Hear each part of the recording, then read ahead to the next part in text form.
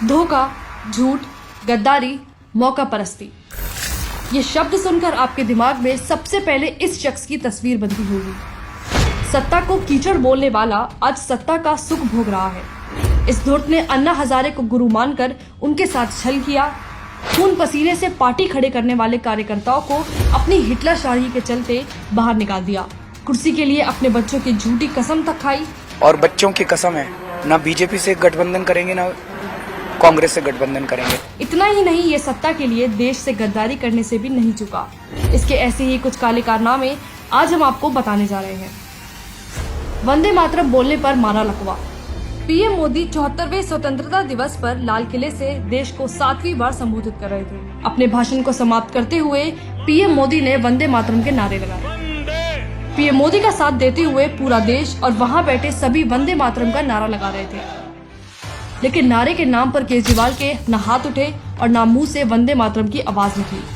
मोदी विरोध में चूर केजरीवाल देश की प्रतिष्ठा और गरिमा तक भूल गया और रोबोट की तरह बैठकर देश का अपमान करता रहा।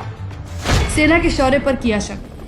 28-29 सितंबर 2016 की रात भारतीय सेना ने पाकिस्तान के बालाकोट में घुसकर सर्जिकल स्ट्राइक की थी, जिसमें सेना ने पाकिस्तान के आतंकियों के ठिकाने को ध्वस्त कर दिया था।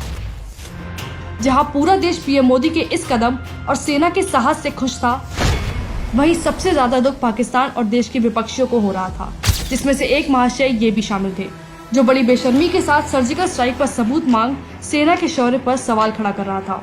पाकिस्तान अंतर्राष्ट्रीय पत्रकारों को लेके बॉर्डर पे जा रहे हैं और ये दिखाने की कोशिश कर रहे हैं कि देखो सर्जिकल स्ट्राइक्स तो हुए नहीं। गणतंत्र दिवस पर तिरंगे को नहीं दी सलामी। गणतंत्र दिवस पर ध्वजारोहण करने के बाद सीएम को राष्ट्रीय ध्वज तिरंगा को सलामी देनी होती है, लेकिन सत्ता के नशे में चूर केजरीवाल ने इतिहास में पहली बार तिरंगे को सलामी दिए बिना ही परेड ग्राउंड छोड़ दिया। जब उन्होंने फ्लैग होइस्ट किया, सलामी देनी होती है फ्लैग को, लेकिन वो सलामी देना ही भूल गए। इतना ही नहीं, नफरत की आग में केजरीवाल ने कमांडर से भी सलामी नहीं ली, जिस पर कमांडर ने भी कहा कि केजरीवाल को सलामी के लिए रुकना चाहिए था।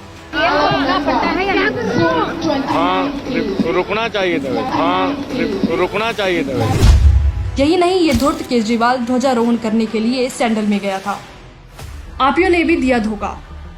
केजरीवाल अकेला नहीं है जो देश के साथ गद्दारी करता रहा है। उसकी पार्टी के आपिये भी देश के खिलाफ खड़े होने से पीछे नहीं हटे हैं। जब सीएए के नाम पर दंगाइयों द्वारा लगाई बस में आग को दिल्ली पुलिस बुझा रही थी, तो मनीष सिसोदिया ने पुलिस पर आरोप लगाते हुए ट्वीट किया कि किस तरह पुलिस आग लगा रही है, जबकि इस वीडियो की सच्चाई और मनीष सिसोदिया की बात में जमीन आसमान का फर्क था।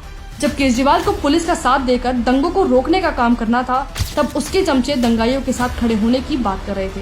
इतना तो उनका जानना हक है कि आप किस तरफ खड़े हैं उसमें। मैं कहीं भी खड़ा हूँ, मैं शाहीन बाग के लोगों के साथ खड़ा हूँ। आप शाहीन बाग के लोगों के साथ खड़े हैं, आप जेएनयू में भी लोगों के साथ, जेएनयू के लोगों के साथ खड़ा हूँ। दिल्ली अल्पसंख्यक आयोग ने देश को किया शर्मसार। दिल्ली अल्पसंख्यक आयोग के अध्यक्ष जफरुल इस्लाम ने देश की साख को विश्व पटल पर झुकाने में कोई कसर नहीं छोड़ी। फर्जी ट्वीट का सहारा लेते हुए जफरुल इस्लाम ने लिखा कि मुस्लिम को साथ खड़ा होने के लिए धन्यवाद कुवैत। जिस दिन मुसलमानों ने अरब देशों से अपने जुल्म की शिकायत कर दी तो सैलाब आ जाएगा।